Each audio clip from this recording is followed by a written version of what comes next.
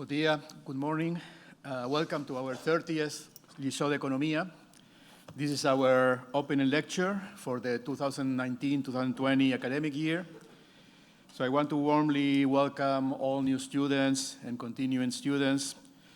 And this is our yearly lecture. I'm glad to see you here. I want to excuse the president of UPF, the rector, who cannot be with us, but we have well represented by our colleague, Jose Garcia Montalvo. So let me introduce the table. I want to thank our distinguished guest lecturer for today, Pinelopi Goldberg, who is currently the chief economist in the World Bank and also a LLIÇÓ professor of economics at Yale University on leave. So Professor Goldberg's research has focused on applied microeconomics, international trade, industrial organization, and the links between these fields. So her talk, I think it will be really interesting for all of us, for our community, I'm sure. So on my left, I want to introduce Mrs. Pilar Miracle. She's a Treasury Director of Laboratories Dr. Esteve. So we continue to benefit from the sponsorship of Laboratories Esteve. This has been a lot of years that they've been supporting us. And we thank them once again for this continued support. Two sides on my right, we have Professor Jaume Ventura, who will introduce our lecturers today. And then we have also Professor Garcia Montalvo in representation of the President of the University. So I will say now a couple of words in Catalan for the general audience. So en primer lloc, vull donar la benvinguda a tots els nous estudiants, els nostres 5 graus, i també als nous estudiants del grau Industrial Technologies and Economic Analysis. També vull donar la benvinguda un altre cop a tots els estudiants que es reincorporen aquest any als seus estudis. Aquesta és la 30a lliçó d'Economia, mostra ja una mica la maduresa de la nostra facultat. Ja no som joves, podem dir. En aquests 30 anys, la facultat ha anat formant economistes que ara avui en dia ocupen posicions molt rellevants a la indústria, al govern, al sector públic, a l'acadèmia. Crec que penso que és una gran oportunitat comptar amb una universitat pública com la nostra, que pot oferir uns estudis universitaris de la màxima qualitat.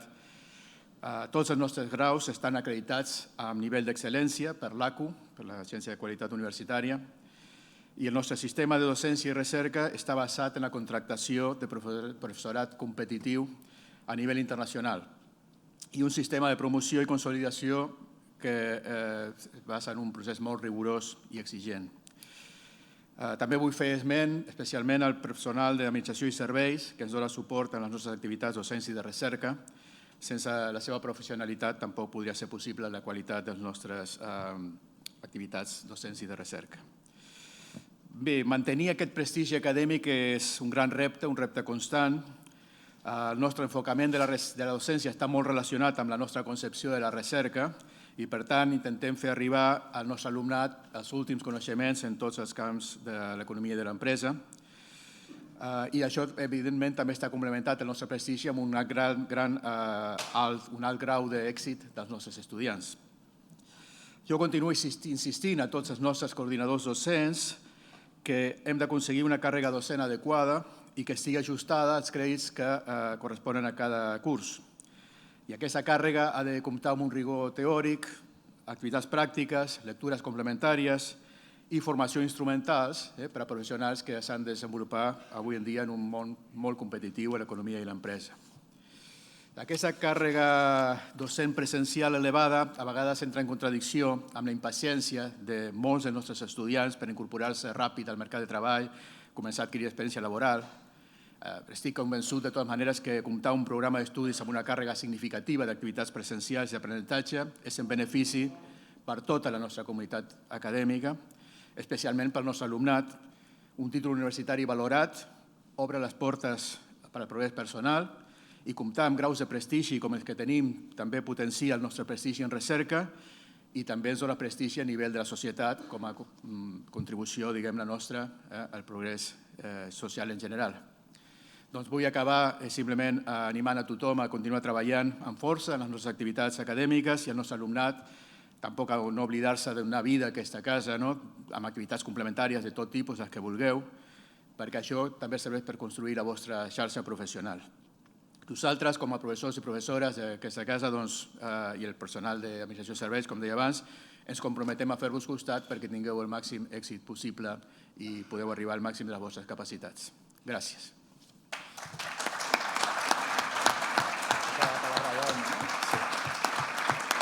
Okay, so next, Professor Jaume Ventura will introduce our lecturer today. Well, it is a great pleasure to welcome Professor Goldberg, Penny Goldberg, as she likes to be called, here. I think that well, let me say a few things about her. She's the LLIÇÓ Professor of Economics at Yale University. She's the Chief Economist of the World Bank. These two appointments already tell us that she has had a big impact in the profession and that this impact is connected to policy making. The second thing that you want to know is that also she has a big impact among economists. She's been the president-elect, and she will be the president-elect of the Econometric Society.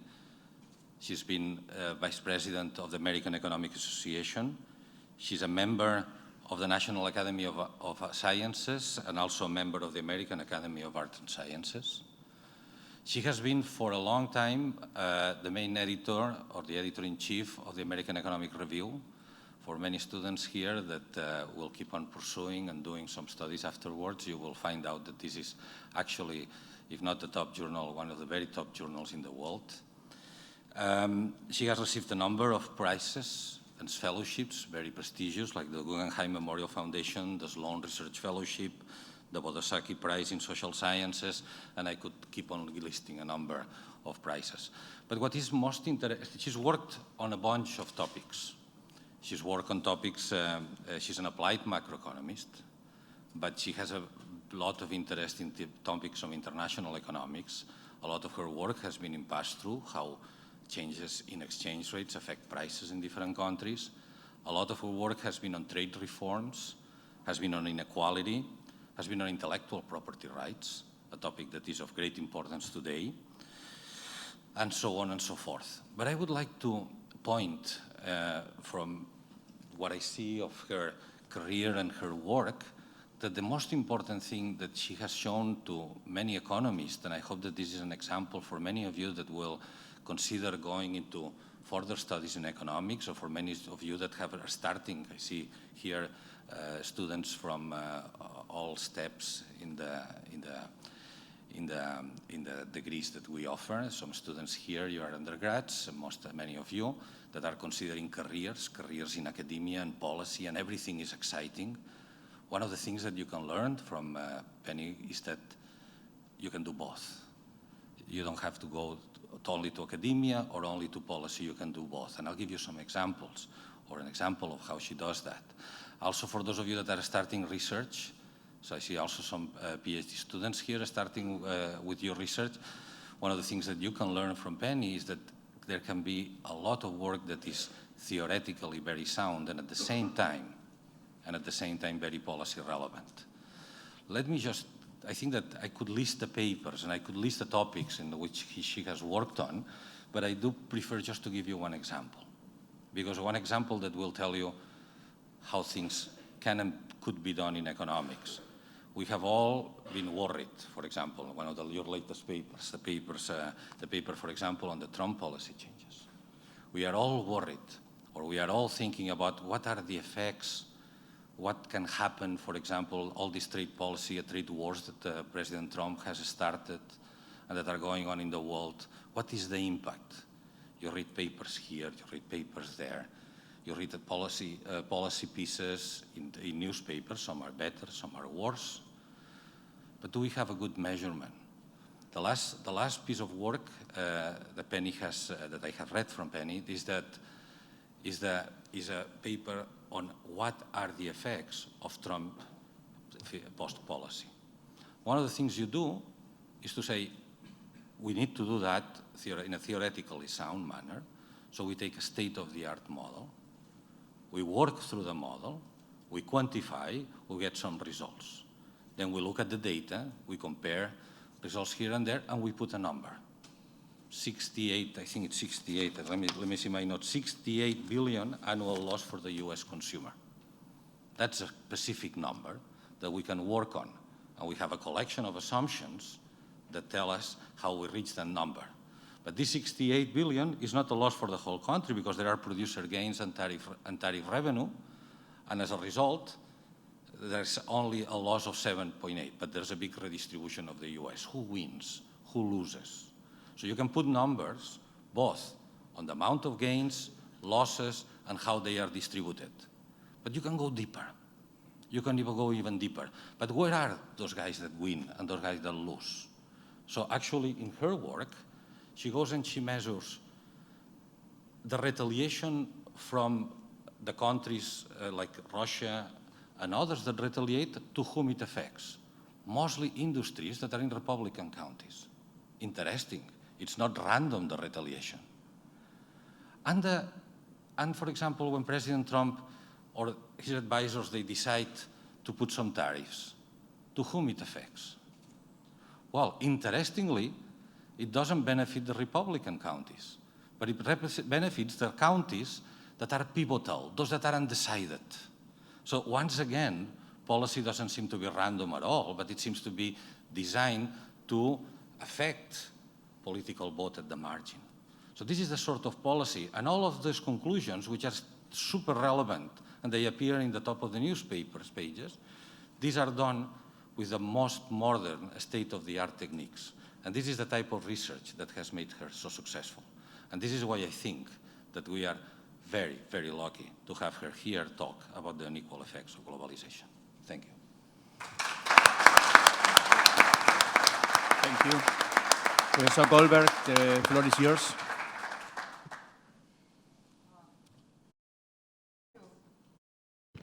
Thank you so much for this extremely generous introduction, for all these nice things you said about my work.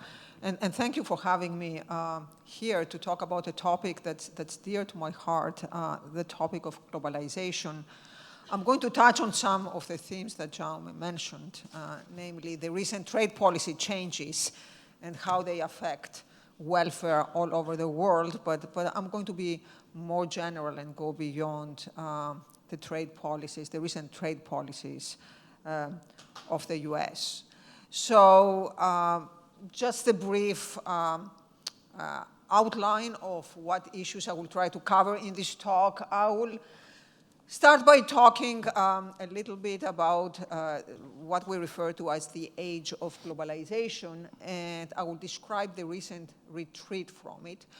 Then I will ask the question, why do we see this retreat? What are the causes of it? And I will talk mainly about two issues. One is the perception that trade is not fair, that globalization has not been fair to all countries.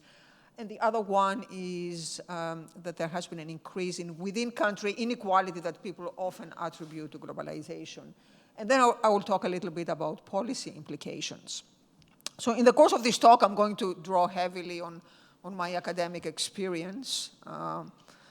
But I will also bring in some of the more recent World Bank experience that has informed my outlook. So let me start with the age of globalization.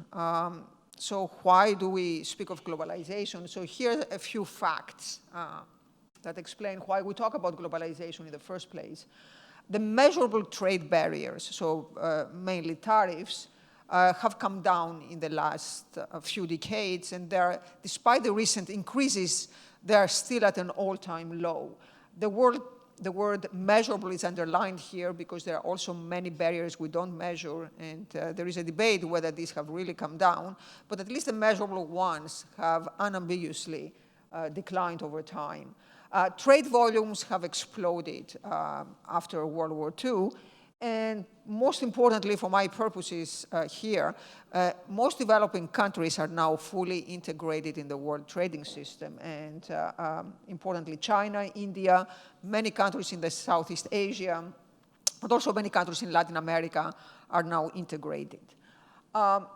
Here are a few graphs that tell the story. This graph shows you exports, global exports, as a percentage of GDP from 1827 to 2014. And you can see that they go up and down. This ratio goes up and down until about World War II. And after World War II, there is an upward trend. What's interesting is that this upward trend intensifies during the 90s, and people often refer to the 90s as being the decade of hyper-globalization. So this is the time when global value chains come into the picture, when production gets fragmented and parts and components crisscross borders multiple times. Then around 2007, 2008, you can see a dip. That's the global financial crisis. Trade collapses during the financial crisis. After that, it recovers, but it never gains its old momentum.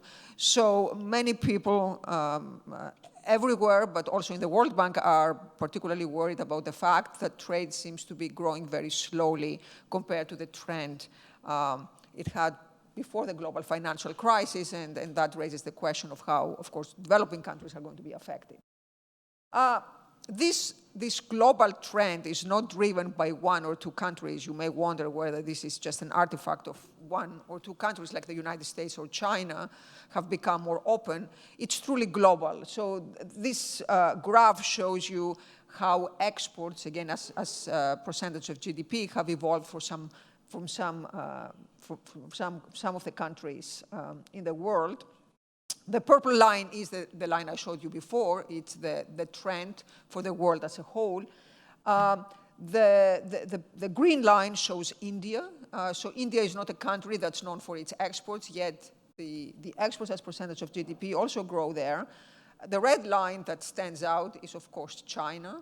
A lot of what has happened in trade has to do with China. But the point I want to make in this graph is that this is not driven just by China. China is a big part of the story, but the same trends apply to other countries as well. So as a result of that, developing countries or low-income countries in general account for a much larger percentage of world trade. So what this graph shows you is the percentage, the composition of world exports by income group. And countries are classified, are put into different income groups based on the World Bank classification as of 1987. So the classification is time invariant. If you're wondering about China, China was a low-income country in 1985. So given that the classification is time invariant, it's characterized as low income even in 2015, even though China has grown a lot by now. So what this graph shows you is how much trade in developing countries has grown. In 1985, if you take low-income countries, upper middle-income countries, and lower middle-income countries together, if you take these groups of countries together, they accounted for about 13% of world exports. If you compare this percentage to 2015, by 2015, this percentage had grown to 31%. So it had nearly doubled. So it had more than doubled. So again, you may think this is China, but it's more than China. All developing countries have become much more important in international trade. Of course, high-income countries, by virtue of their size, still dominate world trade. So this is the green part in the graph. But high-income countries used to be much more important in 1985 compared to 3 decades later. And I will come back to that, to the importance and the implications of this pattern. What are the drivers of this trade growth? Okay, so what contributed to this explosion of trade? Here I want to make 3 points. So there are going to be 3 main takeaways, I hope, from this talk. The first one is that the world trade expansion has been due to policy as much as the decline of transport and communication costs. The second one is that the claims of a secular slowdown after the global financial crisis are premature. And the third one is that the recent backlash against globalization may lead to an era of sustained deglobalization. So there are in my view, there are good reasons to be concerned that we may be entering a new era. So let me elaborate on these points. So let me start with the first one, that policy matters. If you have not taken trade, this may seem obvious to you, but if you have been active in the field of international trade, you'll realize that this claim is not as obvious at all. Until recently, there was a widespread belief, both among academics, but also among policymakers and public commentators, that policy was irrelevant for the growth of trade. And this belief was rooted on the view that globalization was driven by technology, was driven by the decline in transported communication costs. And one consequence of this belief was that people viewed globalization as a process that was inevitable and unstoppable. Needless to say, what has happened in the last few years indicates that it's not an unstoppable process, that policy is important. In a handbook chapter that I wrote with my long-term co-author, Nina Pauchnik, we made the point, we disagreed with the view, but we also made the point that part of the reason people adopt this view that transport and communication costs have been much more important than policy is that policy these days is much harder to measure than 30 years ago. So namely, policy, especially in developed countries, often takes the form of non-tariff barriers or what people call behind-the-border measures. These are much harder to measure than tariff measures. And because of that, it's very easy to attribute the decline, the explosion of trade to transport costs or communication costs rather than policy. Let me show you, let me be a little more precise of where this belief came from and talk a little bit about the academic literature here. So here's what happened to US tariffs. So I'll focus on the US for now between 1875 and 2002. You can see that the tariffs starting after World War II go dramatically down, right? And by 1975, they are very low. The average tariff in the US around 1975 was less than 5%. And then they remain low after this period.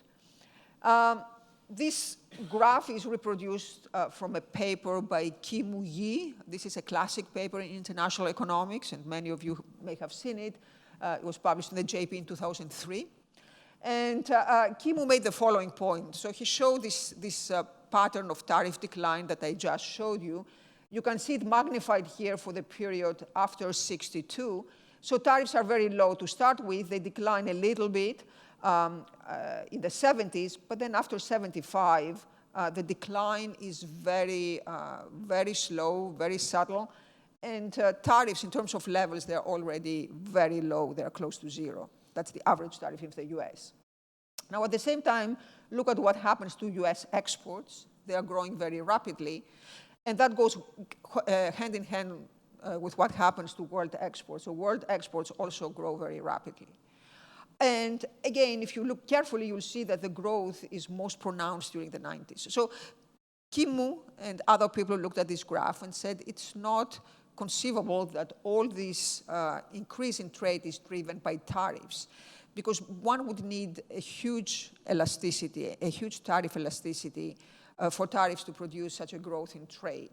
And moreover, the big tariff declines were in the early years, in the 50s and in the 60s, but by the 70s, tariffs had already been decreased to very low levels. So the further decline of tariffs was minuscule. How can such a small decline in tariffs drive this tremendous trade growth? So this graph started this literature that, and here I mean academic literature, I don't mean just public comments, that was rooted on this belief that trade policy plays a second-order effect. Now, just to be fair to Kim, he developed this story much more in his JPE paper, and he made the point that actually these tariffs did have an effect, but it was in interaction with technology. Namely, technology had enabled firms to fragment production, to split up production. So as a result, firms were trading parts and components through global value chains. And what this means is that even a small tariff decline could have a big effect because it hit products multiple times. So if a product crisscrosses borders multiple times, then even a small tariff can have a cumulative big effect. So his point was that if you take these small tariff increases, but you interact them with a fragmentation of production, you can actually produce very big trade elasticities, which is what we saw. So actually, the way I interpret his message is that trade policy does matter, but in this case, it matters in interaction with technology. Other people took that to mean trade policy does not have much of an effect.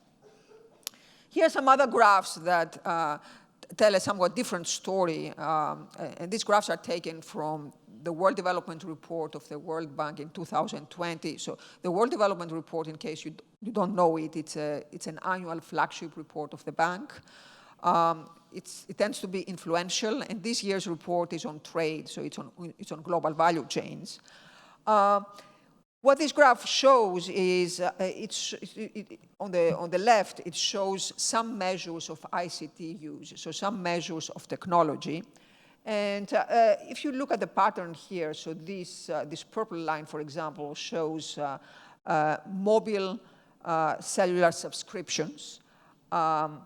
The blue line shows fixed broadband subscriptions, and so on. So all these lines are various measures of new technologies of ICT use.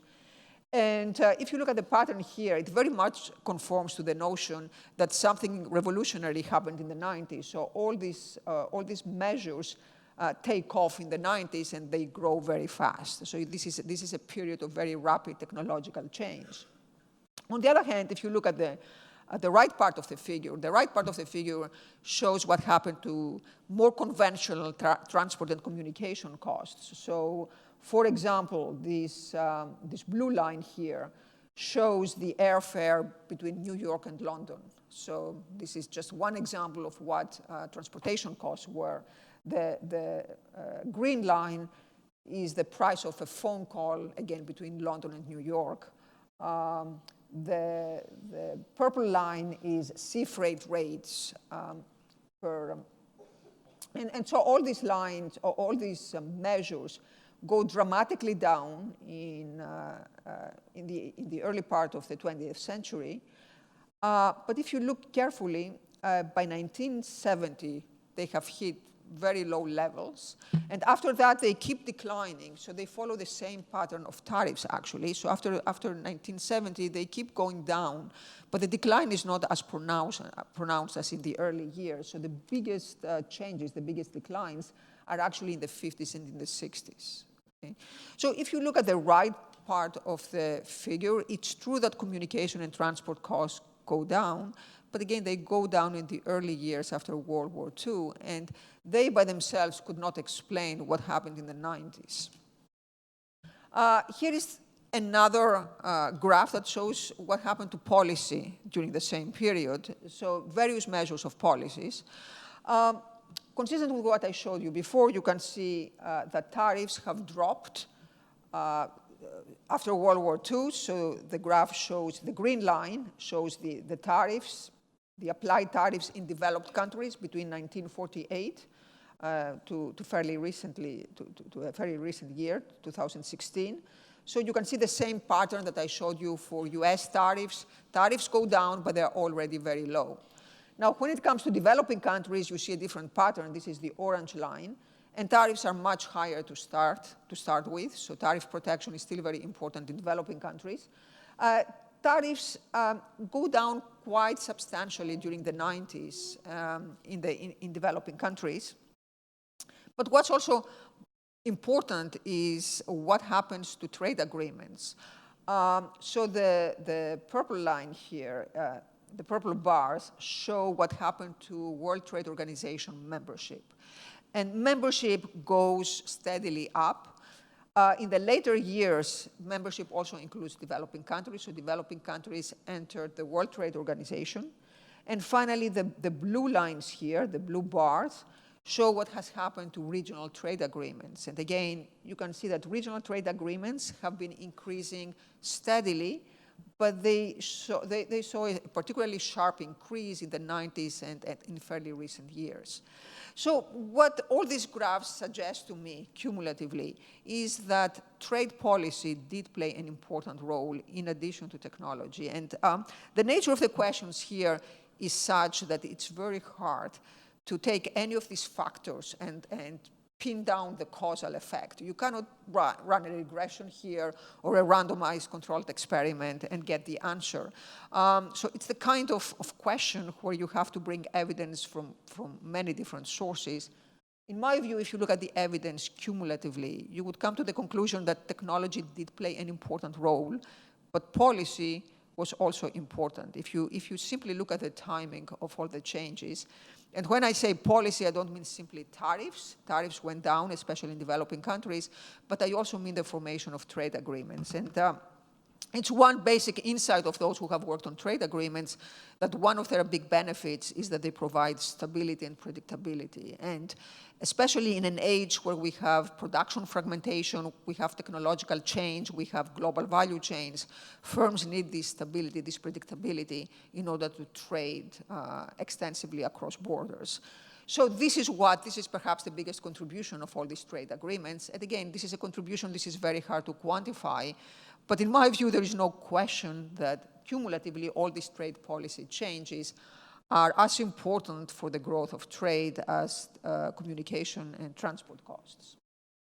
Now, what I've talked about so far is why trade took off, why we've seen this increase in globalization in the 90s. Now let me talk about what we have been experiencing in recent years, namely the retreat from globalization. So as a starter, global trade has slowed down after the 2000 financial crisis, and there are many who think that this is a secular slowdown driven again by technology. If you believe that the growth of trade was driven by the decline of transport and communication costs and by the fragmentation of production, transportation costs are not declining anymore, not as fast. And when it comes to fragmentation, it's reasonable to expect that at some point fragmentation runs its course.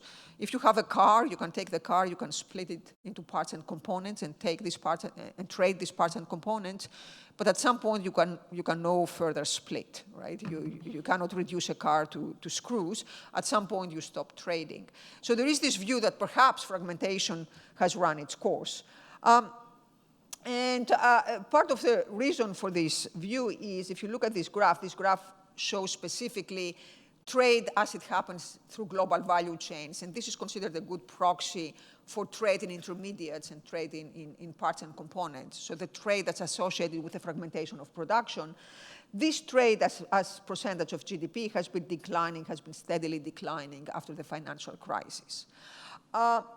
One obvious point, if you look at this graph, is that there are very few years in the sample to justify a statement that we have a secular slowdown. So we've had only a few years compared to the many decades of globalization we've had before. Another fact that's well known and that might actually explain this slowdown we see in the aggregate statistics is that China is rebalancing its economy, so it's moving away from global value chains and it's trying to increase its domestic value. In general, domestic value is considered a proxy for global value chains, for fragmentation of production. In China, the domestic value was declining steadily in the 90s. You can see here. That part of the graph shows the integration of China into global value chains and into the world trading system. But then starting in 2010, the domestic value in China has started to increase. And so China, because of its size, has a huge effect on aggregate statistics. So when we talk about global growth or the global growth of trade, whatever happens in China is going to affect the aggregate statistic. And so part of the aggregate is driven by China, but doesn't necessarily mean that you have a reversal of the trend. At the same time, we see a very strong policy backlash against globalization, and this backlash takes many forms. So we see a backlash against both trade and immigration. Of course, these are two different phenomena, but in both cases, they have something in common, namely that goods or people cross borders. So in some sense, I view that as a closing of the borders by developed countries. These trends are not specific to one particular country. One might be tempted to attribute those to one specific country or one specific administration. But actually, we see these trends in the US, we see them in the UK with Brexit. In continental Europe, we see more of a backlash against immigration than trade, but nevertheless, we see this anxiety against globalization. More importantly, the World Trade Organization has been paralyzed because of what has been happening to the appellate court. The World Trade Organization is facing an existential crisis, and it's not clear it's going to still exist next year. Even before all these tensions erupted, there were a lot of reasons to be discontent with how the world trading system was working. Many have pointed out that some important areas were not liberalized. So even though the aggregate tariff was coming down, agricultural trade is still very much protected, and this is something that affects developing countries in particular. Services trade is still not open. Many talk about the servicification of the economy, so developed economies, advanced economies are moving towards services more and more. But the services sector is still very closed, even in the European Union, which is perhaps the most integrated market in the world.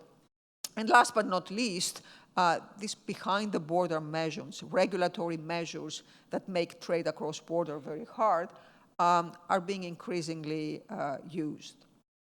As an indication of the new policy environment, you can see what has happened to tariffs. And again, tariffs are only a very small part of the story. One reason tariffs matter is because they signal what's happening more generally. As of 2018, the United States had imposed tariffs on 12% of its imports. China had imposed tariffs on 6% of its imports. Mexico and the European Union had also imposed tariffs, but to a much smaller extent. The levels are still very small. For historical standards, this is still a very low level of protection, but what's worrisome is the trend. Compared to 2 years ago, these are big changes. And finally, when you look at regional trade agreements, in 2018, so here, you have very few new regional trade agreements being formed, partly because countries are very anxious about the future of trade. So you see a much more cautious approach towards trade, and if you ask what are the effects to date of this retreat from globalization, so John, we already mentioned this paper I have recently completed with several co-authors. And so far what we find is if you plug in the current tariff declines into a mainstream model of international trade, the aggregate effects are very small, are minuscule. This is not surprising given that the tariff increases are still small and they only affect 12% of the United States economy, but we do find quite important distributional effects. So importantly, in the US, consumers bear the cost of tariffs, and the agricultural regions in the US are the ones most affected by the retaliation, both by China and the European Union. But beyond these effects on the US economy, what tariff increases have done, in conjunction with everything else that has been happening, is they have increased uncertainty. No one knows how the trading system is going to evolve in the next few years, and that in turn can have important effects on investment. Investors like predictability, they like stability, especially when it comes to investments in global value chains. So it is conceivable that in the current environment, firms will decide to relocate or at least hold back when it comes to the formation of new trade relationships. So against this background, the natural question to ask is this just a small blip in the wave of globalization? So is it the case that globalization is indeed unstoppable and this is just a small break that countries are taking? Or are we at the beginning of a new era of sustained deglobalization? And here I want to make the point that, of course, no one knows the answer, but the answer is going to depend on the policy choices we make in the future. And in order to inform these policy choices, it's important to understand why we see this backlash in the first place. So why do we see this retreat from globalization, and why now? So that brings me to the second part of of this talk, the causes of this backlash. So let me start with a puzzle. This backlash that we have been experiencing in the last few years started actually at a time of prosperity for the global economy. So if you look at the average citizen of the US, the average citizen has been doing quite well. The unemployment in the US is at a 50-year low. The stock market is very strong. So the economy seems to be doing well still.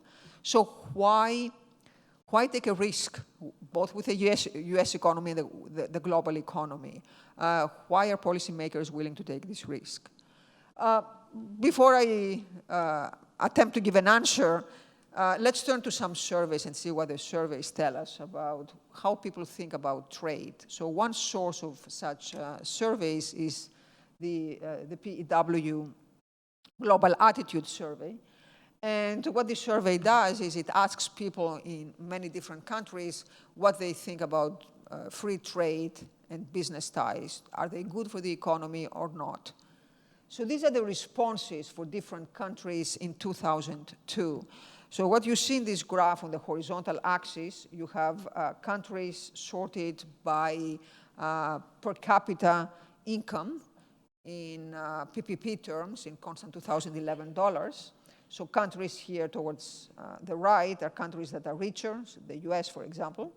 And on the vertical axis, you have the percentage of people who answer that trade is good for the economy as a whole. And there are a few things to note in this graph. The first one is the scale in the vertical axis. These numbers are very high, right? So and most of the entries are here. So that means about between 80 and 90% of people in the world think trade is good. Right? So overall, the attitude towards trade tends to be a very positive one. Another thing you may note is that there is a slight negative slope for this line. If you fit a line through these points, it's slightly negatively sloped. So countries that are richer appreciate trade less. This is not surprising. The US is a very large country. It benefits from trade, but it could also do without trade. The smaller the country, the more important trade is for it. Not surprisingly, countries like Vietnam and China, these are countries that benefited tremendously from trade. These countries are all the way here. So about 98% of people say trade is good in Vietnam. This is the same graph in 2014. You can see that it looks slightly different, but not much. So again, if you look at the scale, most people, the majority of people in the world think trade is good. The numbers are slightly lower compared to before, and there is much more dispersion across countries. Vietnam and China are still up here, but you can see many countries in Latin America being lower, Mexico, Colombia, for example. The US is here, so the US is at a lower level compared to 2002, so more people are now questioning the value of trade. You get an even more interesting picture if you ask a different question, not about the economy as a whole, but about the labor market more specifically. So on the left part of the graph, the survey asked a question about wages. So in the upper part of the graph, the question was, does trade lower wages or not? And in the lower part, does trade destroy jobs or not?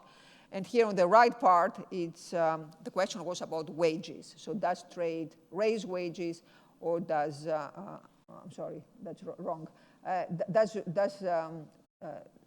This part is about wages, and this part is about jobs. So here the question is, does trade raise wages or not? And here the question is, does trade create jobs or not? So another way to put it is everything on the left side is associated with a negative effect of trade. Everything on the right here is associated with a positive effect of trade. And what's notable here is that when it comes to negative effects of trade, so lowering wages or destroying jobs, you can see a positive slope. So the richer the country, the more people in that country think that trade has adverse effects on the labor market in the sense of destroying jobs and lowering wages. The poorer the country, the more people appreciate trade. And exactly the same pattern is apparent when you look at the positive effects of trade. So there seems to be a very close relationship between per capita incomes and attitudes towards trade when it comes to the labor market. So that suggests one obvious answer for the question I asked before. So why do we see this backlash and why now? Namely that globalization has had unequal effects. And when I say unequal, I mean both across countries, but also within countries.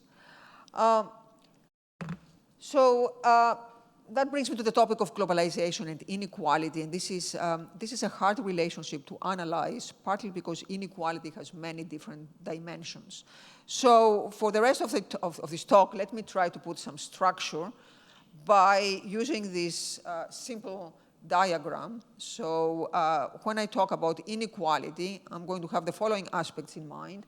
So first, you can distinguish between global inequality, and by global, I mean what happens if we actually pull all people across the world together, and we consider how has inequality changed across everyone in the world. And I'm going to contrast this to within-country inequality, so taking each country by itself and asking the question, how was inequality within the country affected? And then within countries, people are affected by trade in two ways. They're affected as consumers, and they're also affected as workers. So we can also ask the question of how trade has affected people in these two dimensions. So let me start with the first one, the global inequality. And needless to say, this is a dimension that's quite important to me in my new role at the World Bank. There is consensus by now that global inequality has been reduced dramatically post-World War II. So there are many people who have written about it. So here are some examples. There is the well-known book by Angus Deaton, The Great Escape. The Great Escape is the great escape from poverty, and he makes the point that it's actually open borders globalization, both through trade but also immigration, that helped many developing countries escape poverty. There is the World Bank World Development Report of 2006 on global inequality that makes this point.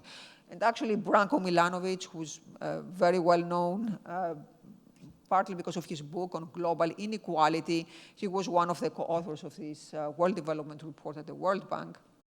And that's these writings also made the point that there has been a dramatic decrease in global inequality, going hand in hand with a reduction in poverty. Again, the nature of the question is such that we cannot pin down the causal effect of globalization on the reduction of poverty. But if you look at case studies, if you look at the evidence altogether, there is no doubt in my mind that trade played an important role of what happened in East Asia, at least of what happened in China, what happened in Korea, what happened in Vietnam, and that the integration of these economies into the world trading system had a lot to do with the decline of poverty in these countries and the decline in global inequality. So that raises the question, and I think this is a very relevant question today, whether there is a trade-off between global inequality and within-country inequality. And how one feels about these two dimensions is not obvious at all. I will just mention that even John Rawls stopped short in applying his famous criterion to the question of global inequality. And in fact, if you actually read his writings, many of the things he wrote about poor countries sound very much like things that the far right say about poor people in any country, that there's a moral hazard problem, that they're lazy, that they may take advantage of countries where people are willing to work harder and save more. So I think there is in many people's minds, there is a fundamental trade-off here between these two dimensions. A little more on global inequality. This is the famous elephant curve, and it's called elephant curve, by the way. The original curve is the blue line, and my current colleague, Caroline Freund, also drew the green part that makes it look like an elephant. And this is a growth incidence curve that shows what happened to global inequality between 1988 and 2008. And it's really interesting to look at this period, 1988 to 2008, because this is exactly the period of hyperglobalization. So what this curve shows you, on the horizontal axis, you have the percentiles of the global income distribution. So here, you take all people of the world, you put them all together, and all the evidence is based on surveys, on household surveys. So I mentioned that. You'll see in a moment why I mentioned that. On the vertical axis, you have the income growth rate for each of these percentiles. And what's really striking, that's very much consistent with the Great Escape story of Deaton and Branko Milanovic's book, is that you see incomes growing very, very fast here for the 50th, 60th, 70th percentile. So this is the world's middle class. But these are actually the people who are very poor from the point of view of advanced countries. It's still true here in this curve that the 1% is doing very well, right? So the 1% actually commands a very large share of growth, of per capita growth, but still, there is the poor of the world have a very large share of, capture a very large share of growth. I call this the old elephant curve because there has been, this curve has been updated in recent years. So this is what the new elephant curve looks like. And you know, the first insight, if you look at this graph, is that it no longer looks like an elephant. What's different here, so this is produced by a number of researchers, including the well-known people at Berkeley, Saez and Zuckerman, and also Piketty. They're all co-authors of this study. So these authors work with income data, with income tax data. And what's different here is that if you have income tax data, then you can actually capture the right tail, so you can capture the very rich. In surveys, you miss the very rich, both because they may not respond to the question, but even when they respond, the top incomes are always top-coded. So surveys are not very good for showing us what happens to the very rich, but they're pretty good for showing what happens to the rest of the population. So if you look at tax data, income tax data, the main conclusion is that the top 1%, so the top 1% is this part of the graph, they capture a very large share of growth, so they capture about 27% of total growth. And this is what these authors focus on as in the rest of their work, namely that there has been, the top 1% is capturing a very large share of worldwide growth, and that's true. However, what's still true, even in the tax data, is that the bottom 50%, so the world's poor, still capture a quite sizable portion of total growth, so about 12%. So it's not as large as in the old elephant curve, but they still capture a very large percentage of growth. So I would still say that based on this graph, you can say that the developing countries and the emerging countries are rising during that period. They're doing better. By the way, another thing that's different in this graph is it also includes more recent years. So it includes all the years after the global financial crisis. So that's another difference. But in my view, the main difference between the two graphs is the source of the data. But so even if you look at this graph, I think you would still conclude that after World War II, what we've seen is a reduction in global inequality.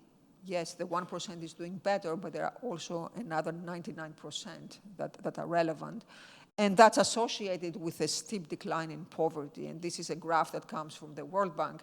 It shows what has happened to poverty so far and how poverty is projected to evolve by 2030. So these are headcount statistics. The first thing to note is that poverty has, if you look at the total area here, poverty has declined quite dramatically. So for some areas, for some regions of the world, it's disappearing. What are these regions? The orange part here. So the orange part, this part here, is East Asia and Pacific.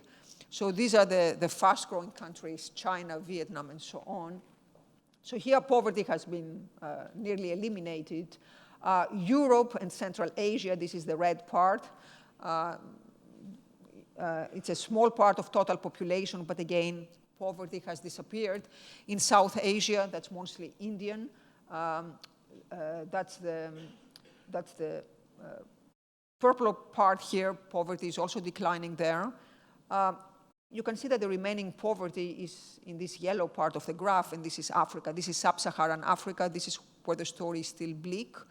And also, you can probably not see that very clearly because it's a very thin part in the graph. The dark purple here represents Middle East and North Africa. This is actually the area that's growing the slowest in the world. Not many people live there, but in this area, actually, poverty is increasing, partly because of political developments. So to make a long story short, in Africa, poverty is still increasing. In the rest of the world, it's declining. And it has declined particularly fast in East Asia and Pacific. So in those areas that have been most integrated in the world trading system.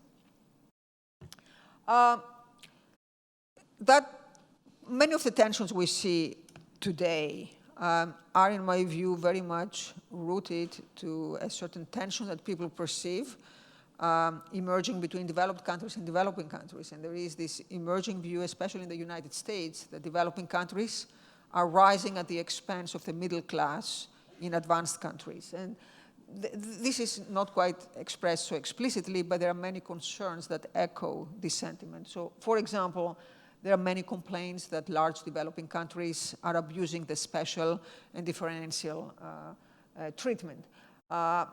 Many companies complain about lack of market access in developing countries. Companies complain about subsidies, state-owned enterprises, violation of intellectual property rights, forced technology transfer. I already mentioned that even without all these complaints, services trade and agricultural trade are very highly restricted. There are many behind-the-border measures, so regulatory differences across countries. Food safety is a well-known example in Europe. All these measures make it very hard to trade across borders. And all this is compounded by inadequate measurement, because it's very hard, it's nearly impossible to measure these effects, to measure these restrictions and their impact on trade. So it's true that we have more data. We have more data and we have better data than ever before. But even with this new data, these behind-the-border measures are fundamentally very hard to capture. And that feeds into all these tensions. So this is one root of the current tensions, in my view, namely this perception that developing countries are not playing a fair game when it comes to trade with developed countries. The second one, and this first cause is something, this first set of concerns is mostly expressed by firms, by companies in developed countries, and not by individual people. Okay? This is what drives often the agendas of policymakers. But there is another reason that makes it so that the general environment in many advanced countries is very receptive to these calls for protectionism. And this has to do with within-country inequality, with the rise of within-country inequality. Here the question is whether globalization, whether trade has contributed to the increase in inequality. And as I said earlier, I'm going to approach that from two angles. So I'm going to look at people as workers, and then I'm going to look at people as consumers. And so let me start with the first part. What are the labor market? How does trade affect labor market outcomes? There has been a lot of work, both on the US and Europe, on the labor market outcomes of trade, and a lot of this work was actually in the 90s. people documented the increase in the so-called skill premium. So the entire literature, both in trade and labor, was preoccupied with explaining the increase in the skill premium in the 90s. In the late 90s, people documented a different phenomenon, namely the polarization of the labor market. So the fact that the mid-level jobs were disappearing and the wages there were under pressure. And at the same time, we saw a very sharp decline in US manufacturing in the last 15 years. And so many people asked the question, what was the role of globalization in all these phenomena? Here's what we know so far. So one very natural way to approach these questions, especially the one about the skill premium, is to use the workhorse model of international trade, the Heckscher-Ohlin model, to understand the effects of trade on labor market outcomes. Because the Heckscher-Ohlin model suggests that trade with developing countries should have exactly what we observed, namely an increase in the skill premium in developed countries. As I said, there was a huge literature on this in the 90s, but by now, I think it's fair to say that there has been consensus in the literature that trade played only a very small role in the increase in the skill premium. And to the extent that it played a role, it was mostly in interaction with technology. People have approached this from many different angles. Many people have contributed to this literature. But I think it's fair to say that this was the consensus at the end, and it was reached both by trade and by labor economists. Now, what's interesting is, so this seemed settled, this question seemed settled, but then it reemerged in the early 2000s, and there the consensus started shifting. And all of a sudden, many people started finding that trade was an important driver of inequality. So why is that? Why did the consensus shift? I can think of two reasons. The first one is it has to do with China.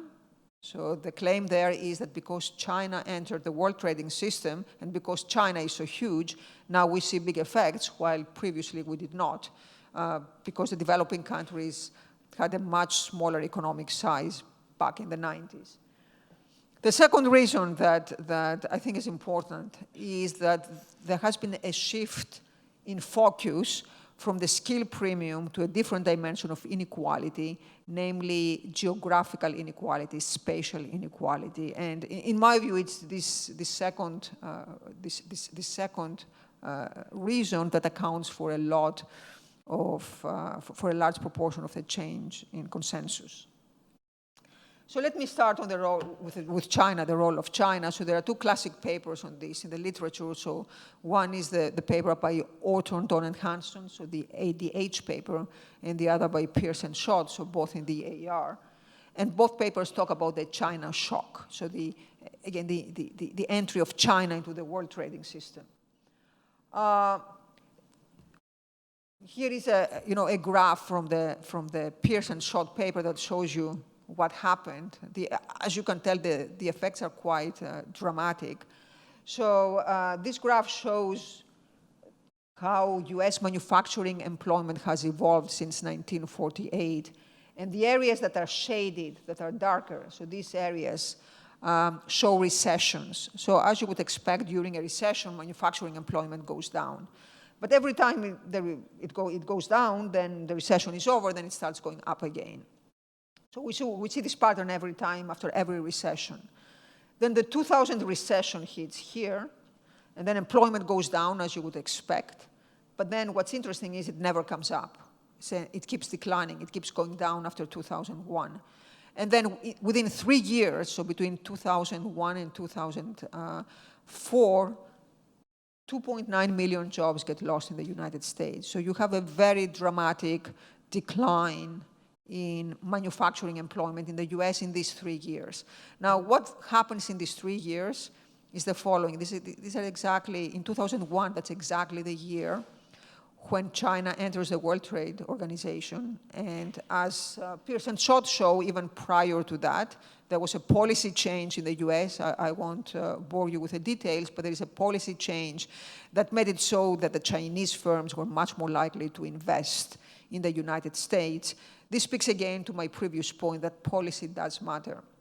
And so what part of the story here is you have an economy coming out of a recession. The timing is not great. People need jobs, but that's exactly when the China shock hits. So this is, this is part of the story of why we see this very sharp decline in US manufacturing in the early 2000s. But that raises several issues. So one of them is, why didn't we see the same pattern in Europe? Europe was exposed to exactly the same shock. And so part of the answer is that Europe has a very different social safety net, so we didn't see dramatic changes. But part of the answer is also that China had been Europe had been exposed to Chinese import competition more gradually. There was no abrupt policy change. Europe had liberalized much more gradually towards China. Another question is what happened in developing countries. Again, developing countries were also exposed to the China shock. But we did not see, in most developing countries, we did not see these detrimental effects on manufacturing employment that we saw in the United States. In fact, in some countries, we saw exactly the opposite. So in countries like Brazil that export commodities, we saw a positive China shock. So China is important, but in the aggregate, there is no question about that. But I don't think China alone explains what happened. Another reason, and I alluded to that before, is that the recent literature is looking at a very different dimension of inequality, namely regional inequality, so inequality across space.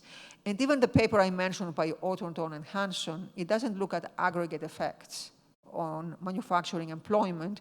It looks at relative effects across commuting zones. I remember when I first saw this paper, I thought, I was very surprised that they found any results at all. Because commuting zones, if you find any effects at the level of a commuting zone, it means that people are not mobile across commuting zones, right? It means that a commuting zone is hit with a negative shock, a negative demand shock, and people refuse to move to another commuting zone that may have experienced a relatively positive shock. So the results seemed implausible to me, and then at first I thought this was only a short-run result, but it turns out that these results persist over 2 decades, so actually they're results that persist for the long run. This very similar evidence has been found in a number of studies for other countries. So for example, for developing countries, there is the study by Topalova on India. There is a study by Dix-Carneiro and Kovac on Brazil. And what all these studies have in common is they examine the effects of various trade liberalizations, and they look always at this spatial dimension, how different regions exposed to different degrees to import competition are affected by trade, and they find very large relative effects. And so this suggests that there is very little labor mobility across space. Just to give you an example of how important these effects are, this is a graph from this paper by Dix-Carneiro and Kovac that looks at what happened in Brazil. And this graph refers to employment in the formal sector. So briefly, what happens here is the liberalization, this is a unilateral liberalization in Brazil, hits in the 90s, right? So this is the pre-trend. This is what employment looks like in the formal sector before the liberalization. Then the liberalization hits, employment goes down. This is what you might expect. This is a negative demand shock, more import competition. But then most of us would have expected eventually the economy adjusts, these regional economies adjust, people move to other regions, to other sectors, and eventually employment comes back to its old level.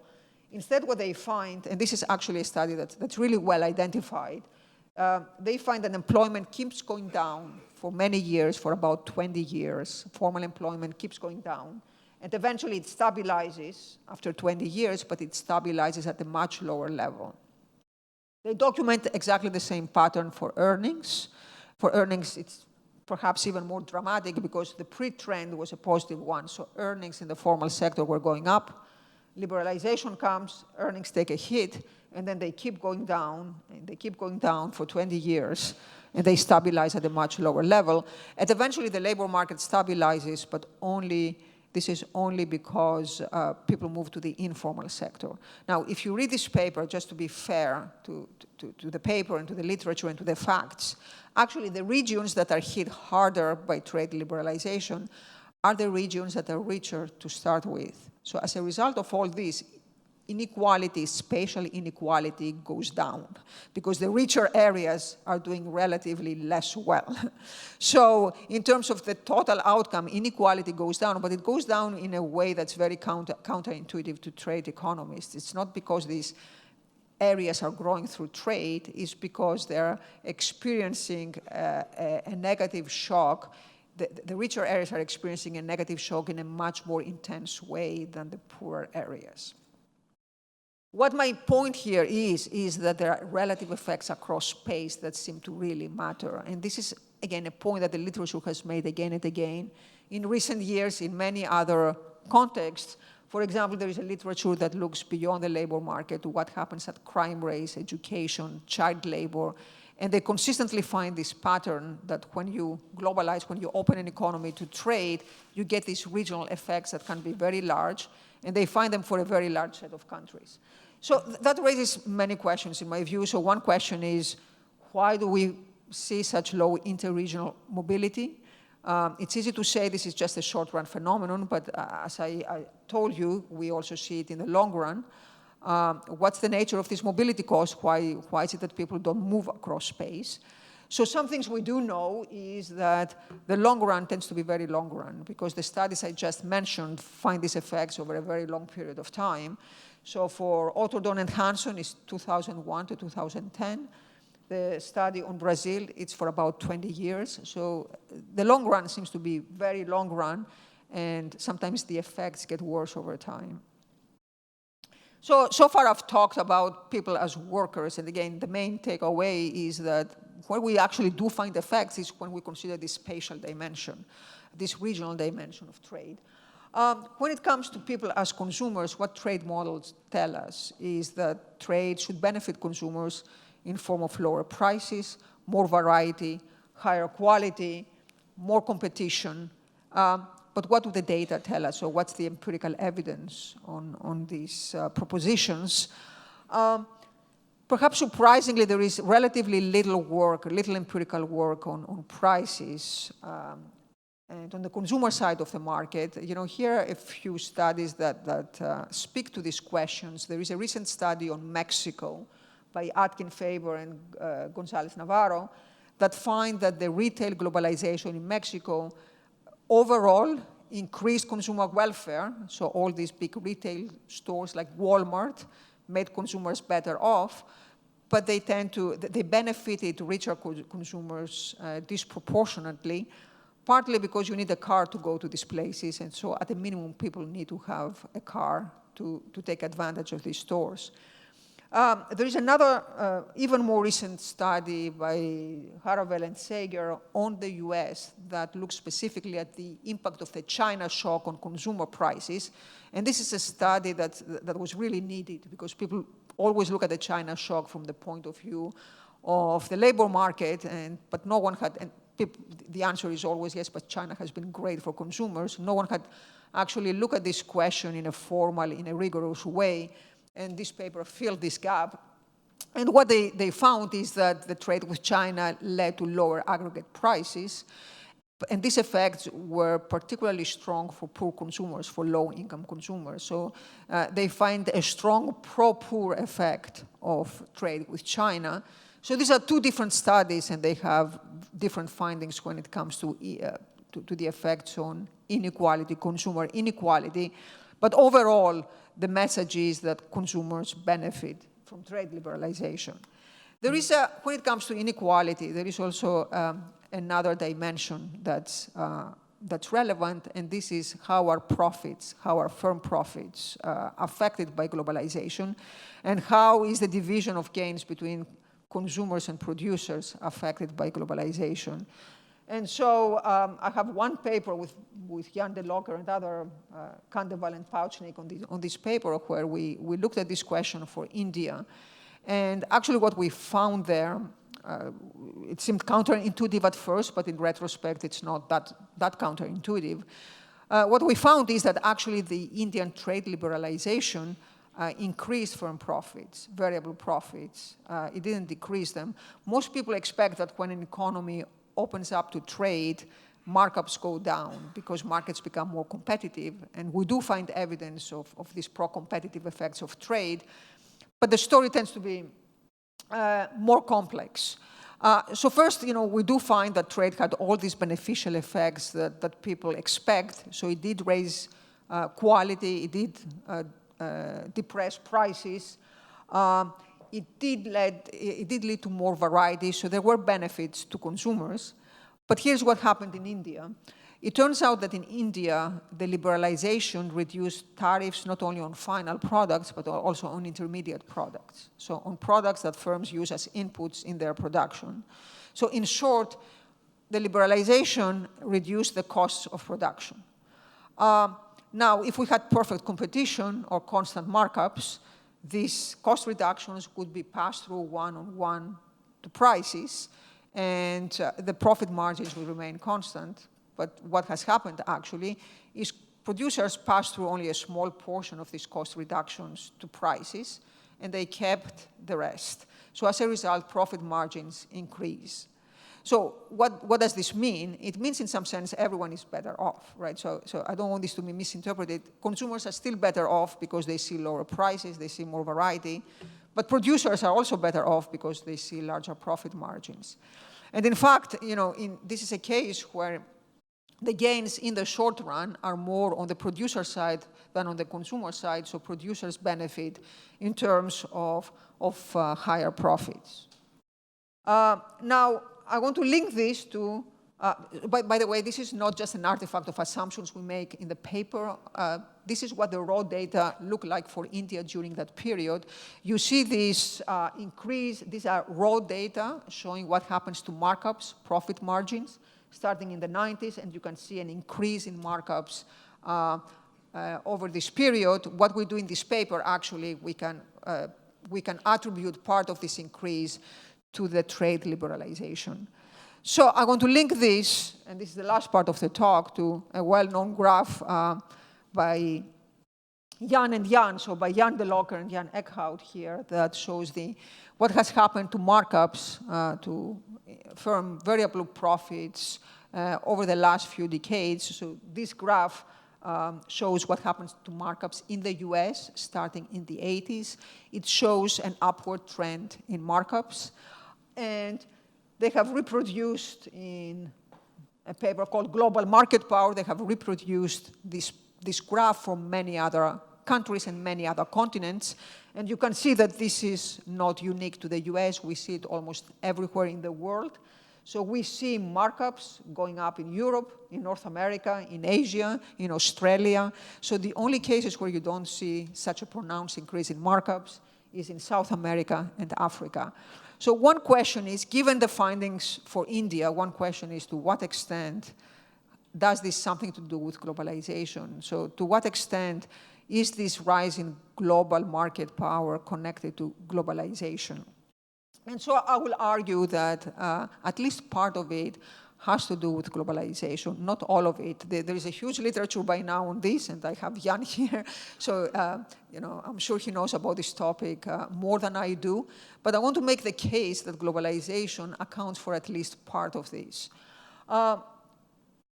Here is some graphs from some recent work we did for the World Development Report of the World Bank this year, which, as I said, is on global value chains. And there we asked exactly this question: to what extent can we at least correlate the increase in global market power to the increase in globalization? So the intuition for this, why you might expect this positive correlation, is exactly the same intuition I gave you for India. What globalization does for firms, and especially global value chains, is it allows firms to source inputs from the cheapest location. So you can buy parts and components from the cheapest country in the world. So this way you can minimize the cost of production. What this means is if you have some degree of market power and you don't pass through these cost reductions to prices, almost by construction, you're going to increase your profit margins. So in short, my intuition was that the very fact that firms can source inputs from all over the world means that there is scope for increasing their profits. And so you see this pattern very clearly in one sector, in textiles, and you see it, interestingly, only for advanced countries. So you cannot see the same thing for developing countries that actually sell these inputs. But what this graph shows you is, this is Belgium, Britain, France, the United States, Japan, so all advanced countries. The black line is a measure of global value integration. So it measures the degree to which firms source inputs from other countries through global value chains in textiles. And the red shows the average markup in this sector, and the two go hand in hand. And as a student of mine put it once, and I think this example is very, very intuitive, if you consider a firm like Zara, Zara has been incredibly profitable in the last few decades. The profit margins have been steadily increasing. And this is a sector that's highly competitive. You know, retail clothing is very competitive. There are many players in the market. There is H&M, there is Gap, there is Banana Republic, and so on. And prices are very low, so it's not that consumers pay high prices for clothing. But why do they make such high profits? Because it costs nothing to produce these garments. You know, in most cases, they're produced in Bangladesh. The marginal cost is close to zero, so the profit margins are very large. So at least in some sectors, I think what has happened to profit margins has very much to do with globalization, not for every sector. So I'm giving a seminar later today, and I can talk about this more, but for other sectors, we don't see that. So for example, the transport sector, we don't find such a pattern. To conclude, what's the takeaway from all this?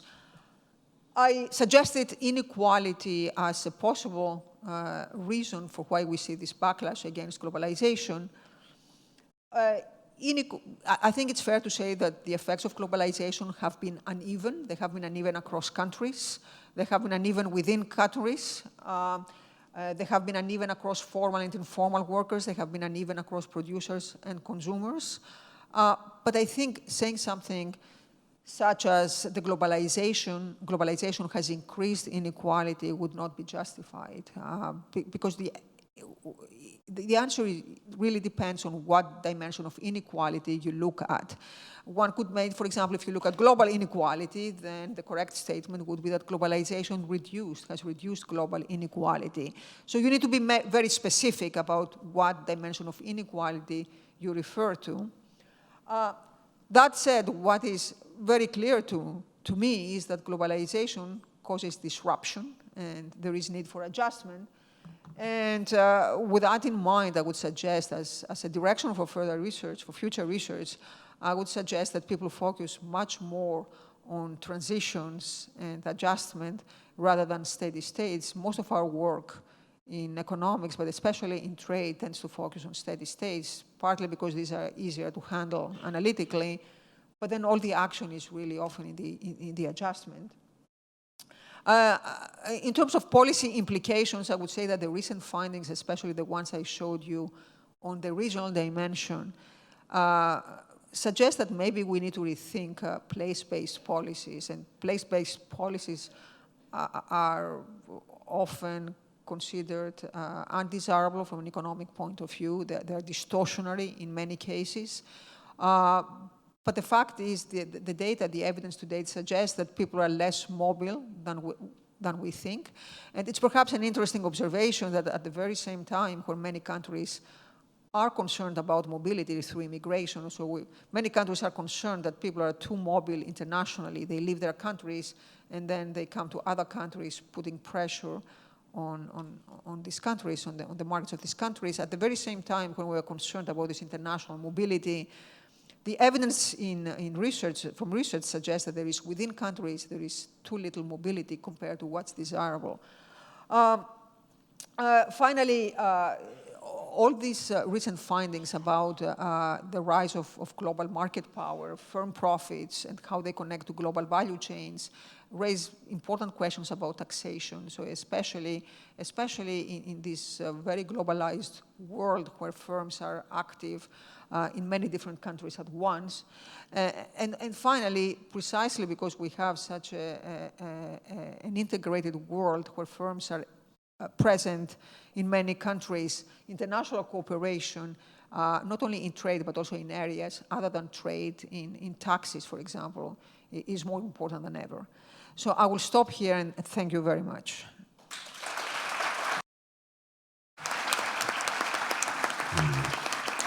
Okay, thank you very much. A very interesting talk. We have time for a couple of questions, maybe only one or two, because we have some more agenda to complete today.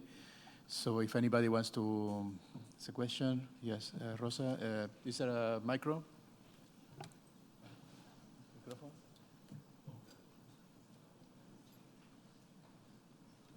Microphone?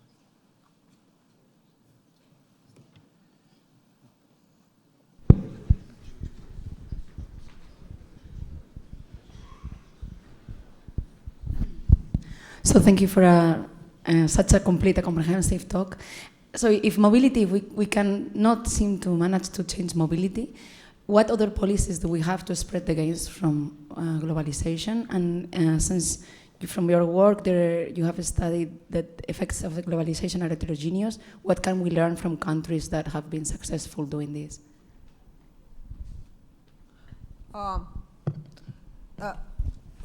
First, I think we can potentially change mobility. We can encourage mobility, at least within countries, because it has less severe consequences. I mean, one question that's very interesting is, people have shown recently that mobility, at least in the United States, has declined in recent years, which is surprising, even for a country that seems as dynamic and as flexible as the United States. And many point out that perhaps this has to do with the housing market, because when you if you have to move, then you need to sell your house. Most people in the United States own a house. If the whole region has been affected by a negative shock, the value of the house goes down. It gets much harder to sell, and then it's much harder to buy elsewhere because the prices are relatively high. So the housing market may be one of the reasons you see this constrained mobility. Another one is that perhaps if regional mobility goes hand in hand with sectoral mobility. So if you lose your job in Detroit because the automobile industry goes down and you want to move to California to get a job in Silicon Valley, you need to retrain. You need to move not just place of residence, but also your specialty. And so there, providing retraining would help. So I would argue that there are still many things we can do to increase mobility. But having said that, given that mobility seems to be low, I think that's why I said perhaps we need to rethink policies that tend to be oriented towards helping communities that are adversely affected. And by that, I mean offering help to the schools in these areas, to the community as a whole, providing some adjustment assistance, not just to people, but to the community as a whole. And of course, such place-based policies already exist, especially in the European Union. And they've had mixed success.